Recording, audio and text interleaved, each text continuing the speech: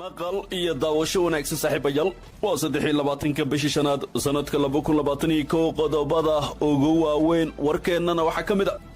faahfaahin kala duwan oo ka soo baxaya dagaal ka dhacay Muqdisho ayuu u dhaxeeyay qasare ceenkii ah ayaa ka dhashay dagaalkaasi warbixin ku saabsan warkeenna ayaad ku daawan doontaan sidoo kale waxaan falanqayn xoga qarsoon iyo macluumaadba aan idinkaga soo gudbin doonaa shirka xasaasiga ah ee looga hadlay arrimaha doorashada ee ka socda Muqdisho xog ku aadan qodobka ugu adag oo ay ka arrinsanayaan madaxda shirku kaga socda afisyooni dowladda federaalka oo shaacisay xilliga la soo xiraya shirkaasi dareen noocee ah ayay mucaaradku ka muujinayaan habka Muqdisho kaga socda shirkaasi abaabul iyo kicin xoog leh oo ka kala socda Muqdisho iyo Baydhabo iyadoo doorasho lafta garan uu ka qabto koonfur galbeedna lagu xirayo shuruud ah in la soo daayo Muqtaar Robow sidoo kale waxaan idiin soo gudbin doonaa warbixin aan ku falanqeyn doono 4 arrimood oo caqabad ku noqon kara wadahadallada doorashada ee Muqdisho ka socda iyo dawlad si qarsoodi ah u siisay ururka Xamaas diyaarado iyo qalab casri ah oo isaga caabiyeen ciidamada cadawga ee Yahuuda kuma hadsanid inaad ka mid tahay saaxiibada dhaweey janalkan haatanna warkii oo fidsan faahfaahin dheeraad ah ka soo baxay qasaraha rasmiga ee ka dhashay weerar loo adeegsaday bam gacmeed oo ka dhacay qaybo ka mid ah magaalada Muqdisho siiba degmada ka xaday gobolka Banaadir weerarkan oo ku xigay dagaal toos ah ayaa ka dhacay saldhigga booliska degmada ka xada kadib markii halkaasi ay weerareen xubno ka tirsan kooxda shabaab ila dadka deegaanka ayaa warbaahinta u sheegay in iskorimaad muddo kooban socday uu dhaxmaray labada dhinac ka soo geystay qasaro u badan dhaawac ciidamada ammaanka ayaa sidoo kale lagu soo waramaya inay baaritaano xoog leh ka sameeyeen xaafado ka tirsan degmadaasi iyagoo baadigobaya raggii ka dambeeyay weerarkaasi oo ahaa mid la soo qorsheeyay weli ma jiro wax hadal oo ka soo baxay saraakiisha laamaha ammaanka ee dowladda Soomaaliya oo ku aadan weerarkaas iyo qasaraha nafeed ee ka dhashay kaaxada oo ku taala koonaha magaalada Muqdisho waxa inta badan ka dhaca weerar qorsheysan iyo dilal ay ka fuliyaan kooxda shabaab ee ka dagaalanta Soomaaliya markana shirka Muqdisho kaga socda madaxda dowladda federaalka iyo kuwa maamul goboleedyada shirka wada tashiga qaran ee u socda madaxda dowladda federaalka iyo kuwa maamul goboleedyada iyo gobolka Banaadir ayaa galay maalintiisa labaad waxaana shirkan looga arinsanayaa arrimo xasaasiya madaxda dowladda iyo kuwa maamul goboleedyada ayaa sida wararku ay sheegayaan isafgarad waxay ka gaareen qodobada qaar ee shirka looga hadlay waxaana inta badan diiradda lagu saarayaa hirgelinta qodobadii lagu heshiiyay 17 Sebtembar ee sanadkii hore haddaba qodobka ugu adag ee shirka maanta diiradda lagu saaray sidan xogta ku helay ayaa noqday arrinta Somaliland laba garab ay u qaybsan yihiin siyaasiyiinta Somaliland waxaana qaarkood ay ka biyadiideen qodob isfaham ah oo lagu gaaray shir horay Baydhabo kaga dhacay shirka Baydhabo ay ku yeesheen guddi matalay dowladda federaalka iyo kuwa maamul goboleedyada ayaa la isku fahmay in guddiga doorashada ee matalaya gobolada waqooyi ay kala qaybsadaan gudoomiyaha aqalka sare iyo ra'iisul wasaare ku-xigeenka dalka dowladda federaalka dhankeedana goordhow waray ka soo saartay xilliga la soo xirayay shirkaasi iyo rajada laga qabo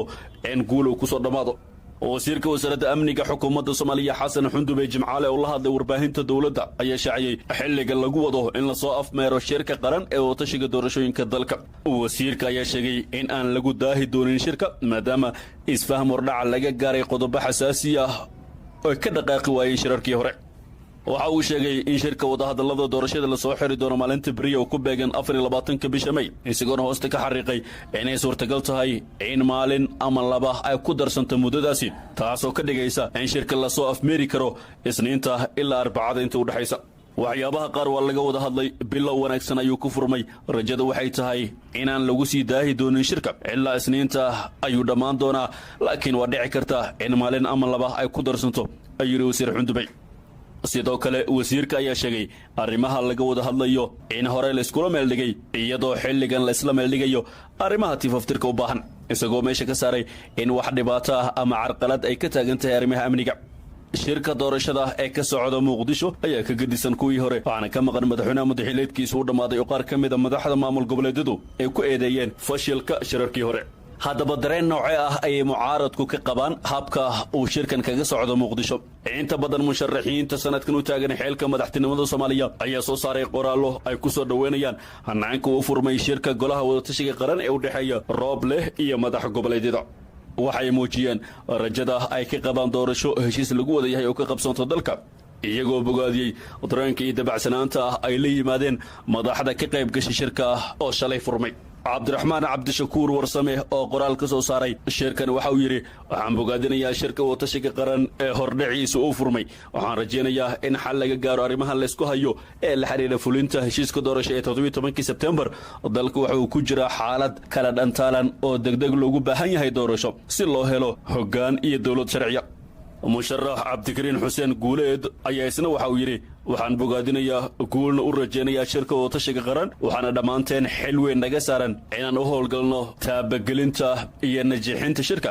si dalka ay kaga qabsoonto doorasho xor iyo xalaala musharax jabriil ibraahim cabdulle ayaa isna yidhi waxaa ii muuqataa ididiilo iyo dareen cusub oo ay la yimaadeen madaxda ka qaybgelaysa shirka taasoo astaan fiican u ah inay jirto kalsooni iyo is-aaminaad sahli doonta in heshiis laga gaaro geedi socodka arrimaha doorashooyinka duqii hore ee muqdisho taabid cabdi maxamed oo haatan isna ah musharax madaxweyne ayaa yidhi shirka ka furmay muqdisho waxaan u rajaynayaa guul iyo didiilo ayaa ii muuqata shacabka soomaaliyeedna waxay ku rajawan yihiin inuu noqdo mid miro dhala si gacanna loogu gurmado dadkeenna wajahaya xaaladaha kala duwan gacanna doorasho loogu qabto caana daatay dabadood la qabay baa inoo wadadana ayuu yidhi taabid cabdi goordhow waxaan idiin soo gudbin doonnaa warbixin ku saabsan 4 arrimood oo caqabad ku noqon kara shirka balse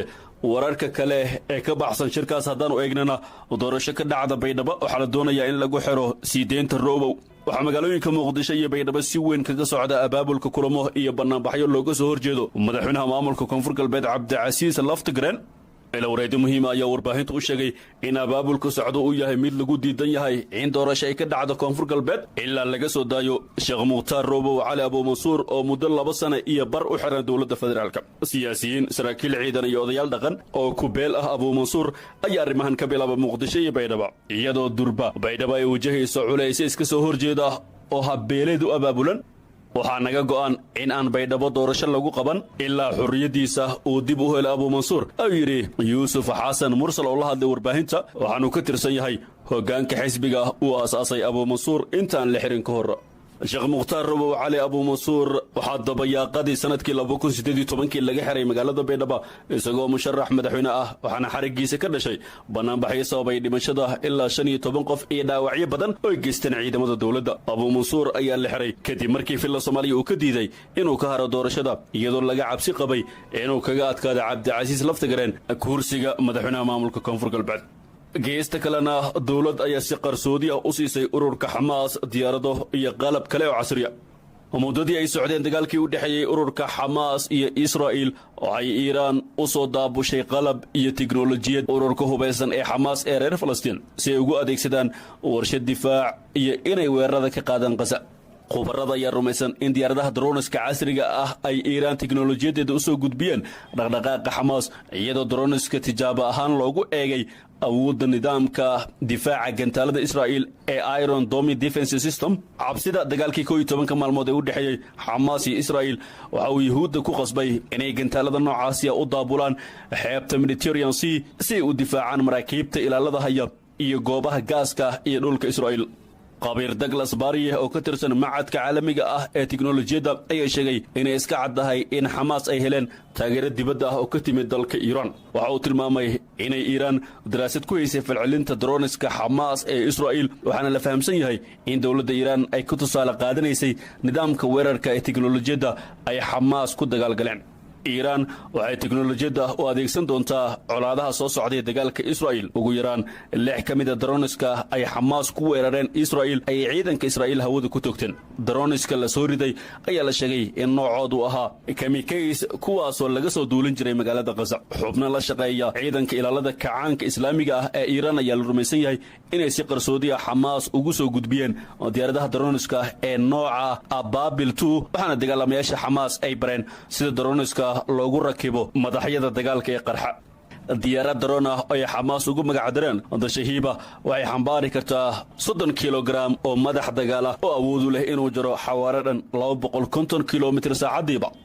diyaaradaasi daroonka waxaa lagu programiyey qalabka GPS-ka iyo sawirada dayax gacmeedka si ay u helaan barta la beegsanayo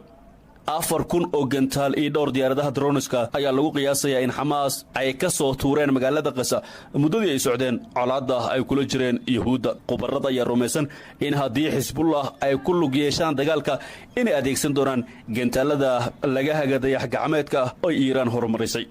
markana haddii aan ku laabanno shirka muqdisho ka socda oo aan falanqayn ku samayn doonno 4 arrimood oo caqabad ku noqon kara shirkaasi waxaa maanta maalintii labaad magaalada muqdisho madaxda dowladda federaalk iyo kuwa maamul goboleedyadu ay ku yeesheen shirka ay kaga hadlayaan arrimaha doorashada ra'iisul wasaare maxamed xuseen rooble oo gudoomiye